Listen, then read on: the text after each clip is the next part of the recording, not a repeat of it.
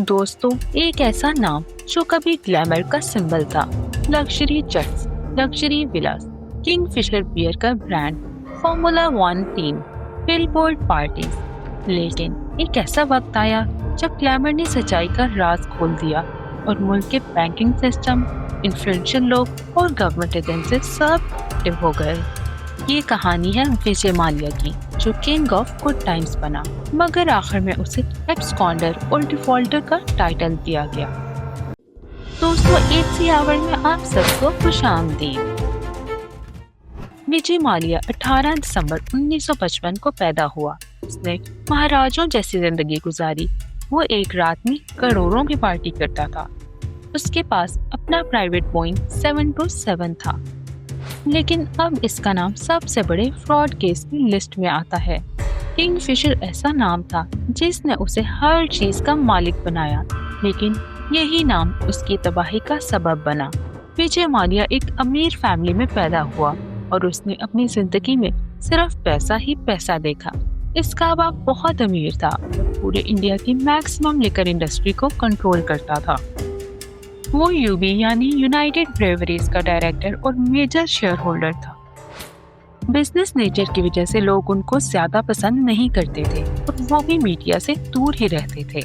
विजय माल्या उनका इकलौता बेटा था, मगर उसके शौक बिल्कुल अलग थे। वो कार्स का बहुत शौकीन था और बचपन से रिमोट कंट्रोल कार से खेलता रहा, और जब बड़ा हुआ तब भी उसके शौक इसी तरह महंगे थे। उसके पास 250 के करीब विंटेज कार्स थी और 200 से ज्यादा घोड़े थे जो उसने सिर्फ शौक के लिए रखे हुए थे।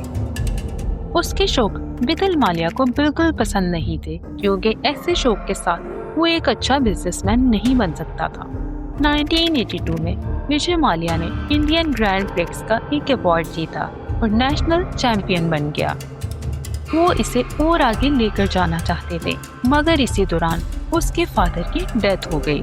तब उसकी उम्र सिर्फ 28 साल थी। विजय माल्या को बहुत सदमा हुआ। वो जो लाइफ एंजॉय कर रहा था, अब उसके कंधों पर बाप के ह्यूज एम्पायर की जिम्मेदारी थी। लोग सोचने लगे कि वो नहीं कर पाएगा, मगर उसने लोगों को गलत साबित किया।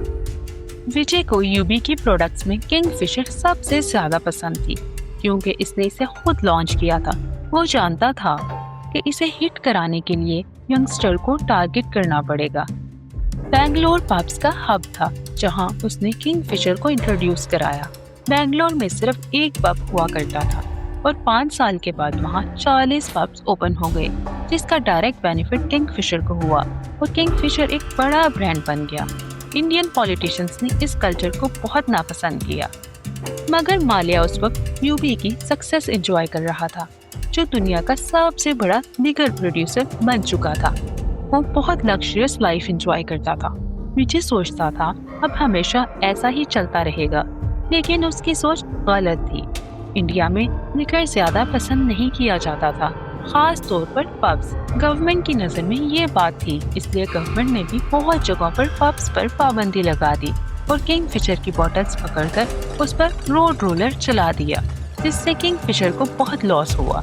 मगर अब विजय माल्या भी हुकूमत की नजर में था। जिन स्टेट्स में लिकर भेजने की परमिशन थी, वहां भी अब लिकर एडवर्टाइजमेंट पर बैन लग गया। उस वक्त माल्या किंगफिशर की ग्रोथ प्लान कर रहा था, मगर उसने ऐसा मेथड अपनाया जिसे सरोगेट एडवर्टाइजमेंट कहते हैं। ये बैन प्रोडक्ट्स की एडवर्टाइजमेंट के लिए इस्तेमाल होता है। इसमें बैन प्रोडक्ट्स को नॉन रिस्ट्रिक्टेड ब्रांड्स के साथ मार्केट किया जाता है। माल्या ने किंगफिशर मिनरल वाटर और सोडा वाटर लॉन्च किया। इसने एडवर्टाइजमेंट तो मिनरल और सोडा वाटर की हुई, लेकिन सब जानते थे कि ये किंगफिशर क्या है। 1996 में जब इंडिया वर्ल्ड कप होस्ट कर रहा था, तो विजय माल्या ने एक वायरल क्लिप का सहारा लिया और किंगफिशर की एडवर्टाइजमेंट की, और इस तरह ये एक नेशनल ब्रांड बन गया। हर दूसरा ब्रांड अब किंगफिशर को जानता था। उसने हर इवेंट को स्पॉन्सर करके किंगफिशर की ब्रांडिंग करनी स्टार्ट कर दी, क्योंकि वहाँ मीडिया मौजूद होता था और ना चाहते हुए भी किंगफिशर का नाम चल जाता था। बाद में किंगफिशर कैलेंडर भी लॉन्च किया गया, जिसमें इंडिया के मॉडल्स का कंपटीशन कराया गया। इसके लिए मॉडल विजय खुद सेलेक्ट करता था। दीपिका पादुकोण ने इस कंपटीशन में कैलेंडर गर्ल का टाइटल जीता। इसी तरह कैटरीना कैफ और नरगिस फखरी को भी इसी किंगफिशर कैलेंडर से फेम मिला। ये 2003 में शुरू हुआ और 19 साल तक जारी रहा। मालिया ने इंडिया में ड्रिंकिंग का कल्चर बहुत प्रमोट किया और बहुत फायदा उठाया। उसके पास हर चीज थी और फिर उसने पॉलिटिक्स ज्वाइन करके पावर भी हासिल कर ली। उसको एक टाइटल दिया गया जो उसे बिल्कुल पसंद नहीं था, किंग ऑफ वाइन्स या लिकर बैरन। वो समझता था कि उसका नाम इससे खराब हो रहा है और उसने एक नया प्लान तैयार किया जो काफी खतरनाक था और वो अपना पुराना title king of good times वापस लेना चाहता था। उसने 2004 में 12 एयरबस A320 ली जिनकी वैल्यू $240 मिलियन थी और किंगफिशर के नेम से एक लग्जरी एयरलाइन इंट्रोड्यूस कराने की अनाउंसमेंट की। वो आम आदमी का सफर अच्छा करना चाहता था। उन्होंने फ्लाइट अटेंडेंट्स में मॉडल्स को हायर किया। किंगफिशर एयरलाइंस के लिए मेगा लॉन्च प्लान की गई जिसमें हाई प्रोफाइल ऑफ इंडिया के लोगों को बुलाया गया। लॉन्च इतनी खूबसूरत थी कि ये पूरी दुनिया में फेमस हो गई। ये एयरलाइन बिल्कुल डिफरेंट थी। इसकी हर चीज मुझे खुद डिसाइड करता था। मॉडल्स का यूनिफॉर्म भी फैशन डिजाइनर मनोविराज खोसला ने डिजाइन किया। खाने तक का मेन्यू भी वो खुद डिसाइड करता। इसमें इकोनॉमी या बिजनेस क्लास नहीं थे बल्कि इसे लग्जरी फ्लाइट कहा जाता था। इस टिकट प्राइस में दूसरी एयरलाइन ये सर्विस कभी ऑफर नहीं कर सकते थे। इस तरह एयरलाइन इंडस्ट्री पूरी तरह बदल गई। अब उसका किंग ऑफ वाइन का इमेज बदल गया। वो एयरलाइन पर पानी की तरह पैसा बहाता रहा। एक दिन एयरबस की सेल्स टीम ने कुछ ऐसी चीजें उसे दिखाई कि उसने एक ही दिन में 1 अरब के और जहाज खरीद लिए। मगर मार्केट की डिमांड कुछ और थी और लोग कम बजट में ट्रैवल करना पसंद करते थे। अब एयरलाइन में क्लासेस बन गई। ए क्लास लग्जरी खाना, प्रीमियम सीटिंग और बेस्ट चीजें होती थी। एक्स्ट्रा स्टाफ भी हायर किया गया। इस सब की वजह से एयरलाइन की ऑपरेशनल कॉस्ट बहुत बढ़ गई। मगर सेल्स में कोई खास इजाफा नहीं हुआ। पहले 18 महीने में किंगफिशर को 347 करोड़ का नुकसान हुआ। मगर विजय के लिए ये मामूली रकम थी और वो एयरलाइंस पर मजीद इन्वेस्टमेंट करना चाहता था। किंगफिशर सिर्फ डोमेस्टिक फ्लाइट चला रही थी जबकि विजय को इंटरनेशनल फ्लाइट्स में इंटरेस्ट था जो कि लॉ के मुताबिक 5 साल डोमेस्टिक फ्लाइट्स एक्सपीरियंस से पहले पॉसिबल नहीं था। इसलिए उसने एयर डेक्कन के नाम से दूसरी एयरलाइन खरीद ली और ये बाइंग उसने बैंक से लोन अमाउंट लेकर की। उसने सोचा जब ROI आएगा तो लोन वापस कर देगा। मगर ये सारा प्लान रिटर्न डिपेंडेंट था। बहरहाल एयरलाइन स्टार्ट हो गई। लोग इसके एक्सपीरियंस से खुश भी थे मगर किंगफिशर एयरलाइन बहुत ज्यादा लोन के नीचे दब चुकी थी। उसी दौरान विजय ने फार्मूला 1 की टीम भी खरीदी और क्रिकेट टीम भी बाय की। उसके बाद एक ऐसा वाकया हुआ कि पूरी दुनिया की एयरलाइंस के लिए मुश्किलात खड़ी हो गई। 2008 में अमेरिकन मार्केट में रिसेशन आ गया। फ्यूल प्राइसेस बढ़ गई, स्टॉक मार्केट गिर गई, लोगों की परचेसिंग पावर कम हो गई, इंटरनेशनल ट्रैवल बहुत हद तक खत्म हो गया, फ्यूल प्राइसेस 3 गुना ज्यादा हो गई। इस सिचुएशन में किंगफिशर अपने एक्स्ट्रा एक्सपेंसेस कंट्रोल करने की बजाय एक्स्ट्रा वेकेंट एक्सपेंसेस पर लगी रही और खसारे में चलती रही। आखिर ये राज एक दिन खुल गया। 12 सितंबर 2011 को कैनेडियन फॉर्म की तरफ से एक रिपोर्ट शाया हुई जिसका टाइटल था फायर इन द स्काई। इस रिपोर्ट ने किंगफिशर एयरलाइंस की हर डिटेल ओपनली बता दी। लोगों के लिए हैरत की बात ये थी कि किंगफिशर एयरलाइन के एक्सपेंसेस उसकी सेल से भी ज्यादा निकले और ये एक्सपेंसेस बैंक के लोन के पैसे से किए जा रहे थे। 2009 में IDBI बैंक ने किंगफिशर को $200 मिलियन का लोन दिया और गारंटी के तौर पर फेक डॉक्यूमेंट्स दिए गए थे। किंगफिशर और मिचेल मालिया के बड़े नाम की वजह से ज्यादा इन्वेस्टिगेशंस नहीं की गई और लोन दे दिया गया। 2009 और 2010 में किंगफिशर एयरलाइन ने सब एक्सपेंसेस क्रेडिट सर्विस या लोन की अमाउंट से किया जो कि $7 अरब तक था।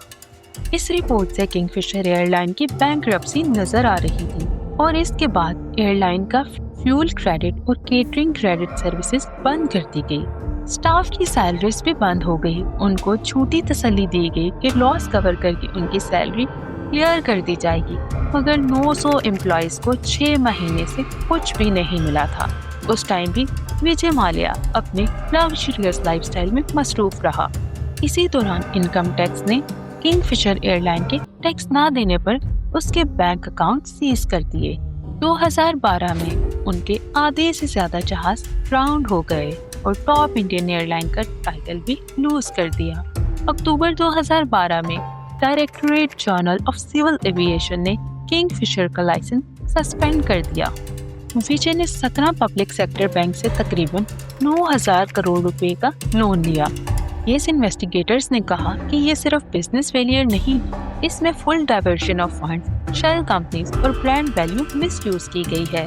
चार्जशीट में बताया गया कि अप्रैल 2008 से मार्च 2012 के दरमियान 3,432 करोड़ रुपए ओवर इनवॉइसिंग के जरिए माल्या के कंट्रोल में चले गए।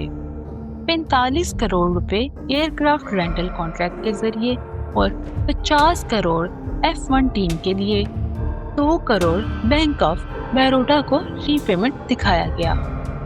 उस वक्त माल्या ने न सिर्फ एयरलाइन चलाई बल्कि sports team, high and parties, luxury Vilas, jets और सुपर याट्स भी खरीदी। जब बैंक अनपेड ड्यूज के अलार्म बजा रहे थे, माल्या वर्ल्ड टूर और गुड टाइम्स का स्लोगन गुनगुना रहा था। मार्च 2016 में जब बैंक्स ने सुप्रीम कोर्ट जाने का प्लान किया तो माल्या ने मुल्क छोड़ दिया। यूके में माल्या ने एक्स्ट्राडिशन का केस चलाया और लंदन कोर्ट ने दिसंबर 2018 में एक्स्ट्राडिशन अलाउ कर दी, लेकिन विजय ने अपील कर दी। इंडिया के कोर्ट ने भी विजय की प्रॉपर्टी सीज करने का कहा। सीबीआई और इन्फोर्समेंट डायरेक्टरेट ने उसकी एसेट्स सीज करके लोन अमाउंट रिकवर करने की कोशिश की। उसकी कार्स बैंगलोर ऑक्शन के लिए रख दिए गए। विजय ने सेटलमेंट की कोशिश की, मगर कोई कोशिश कामयाब नहीं हुई। वो अभी तक यूके में लग्जरियस लाइफस्टाइल गुजार रहा है, मगर इंडिया में कर्जदार है। अगर आपको वीडियो पसंद आई हो तो लाइक करें, शेयर करें, चैनल को सब्सक्राइब करें। अगले वीडियो तक के लिए अल्लाह हाफिज।